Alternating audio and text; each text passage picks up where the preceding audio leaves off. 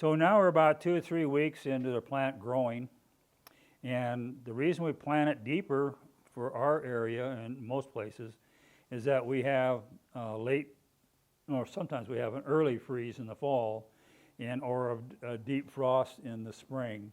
So we don't want, it might kill the top, but it won't kill the bottom around your tuber and the eyes. And so that's why the tuber now is about 3 or 4 inches under the ground. So, but in the fall, when we go to dig them, we can get a freeze that comes in here that goes down 2 or 3 inches, and we want to save the clump that's in the ground. And then to beat that, we're down in the ground, and the dirt is up here on the edge. And so the sprout is up here, and we're going to take this, make sure you shake it well, and this spray is on the container. It's called, if you're looking for it, the spray mixture is for bedding plants. And so this is still the 3-in-1 Bear product, and you can open this up, and you get down here where it says for bedding plants on the label. It says bedding plants right there. So the bedding plants are those that you grow on the ground, and so this is a systemic, and you can spray the leaves, and all that goes into the plant, not in the ground. We want to put it into the plant. And so the mixture is here, is 2 tablespoons to a gallon. You mix it and shake it really well every time you use it, and you want to use it not sparingly. You want to make sure that everything is dripping off the plant, even onto the ground. So now it's completely protected. And now what you're going to do is, now we have pretend little weed seeds growing up around here. And if you now take the sides and push in around the plant like so, you now kill all those little weed seeds. And you can do this until the thing gets up level with the ground, or past, be like potatoes. You can hill them. And so this way, you'll get tubers that'll come off those little leaves that are down here in the ground. And sometimes it's a benefit to you, okay? Just like extra potatoes. So anyway, you can do that all the way through. Anything that comes up, make sure you spray it with that stuff and then bury it up. So, and then as they're growing, you want to spray that plant every 2 weeks with this spray, okay?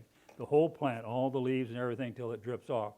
The in-between week, I like to do Miracle Grow, and so I spray the plant with Miracle Grow. It's also systemic, and it really pushes the plant along, okay? It's best that you plant dahlias at the same height in a row if you can. They're better to take care of. And so if you have your dahlias in a row down this way, on post, you can take a post here and a post here, be like 10, 12, 14 feet apart, and run string down one side all the way down and come all the way back, and you go around each post, and that ties the plants instead of tying the plant to the post. Much easier to take care of. You need to know about when the plant gets so high you can pinch out the top, because you really don't want to have the first bloom out, because they generally want to make 2 or 3 blooms in one flower. So if you want quality flowers, you need to pinch it out with 4 or 5 sets of leaves. And so then it'll stool out and come up, and it'll be shorter, and there'll be heavier stalks, and that's what you want. So you need to disc bud, which is down the line, disc bud down each one a set of leaves, and so leave the last set of leaves so it comes out with secondary laterals. So I think that for most people, the spacing to take care of them easier is about 2 foot and around your yard. 2 foot seems to work the best, and so and then away from your other plants. So if you're going to plant in the yard around other plants, these tend to take over other plants in your yard. So you want to protect those plants plus these guys. So, you know, you be the judge of it. Some people like to do color coding in their yard. They do it by height, which is great if you know how to do it. So you need to do it with dahlias that you've got with you all the time, that you know of. If you have new ones coming, like I always have some new ones, I always kind of plant them off the side and see how they grow.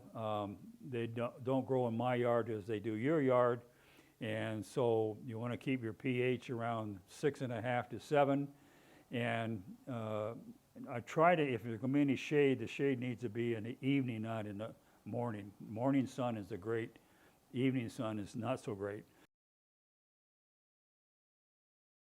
So if you're going to cut flowers, you need to cut the flowers early morning before the sun comes up if you can, because it's holding all the water that it took in at night.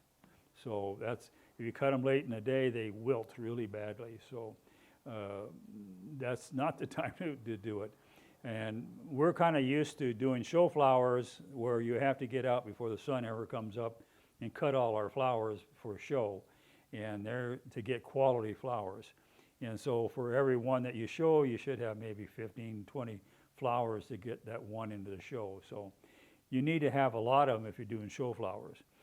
So I, as a hybridizer and doing the quality stuff, I have to have a lot of the same kind, and they have to be all disbudded, okay?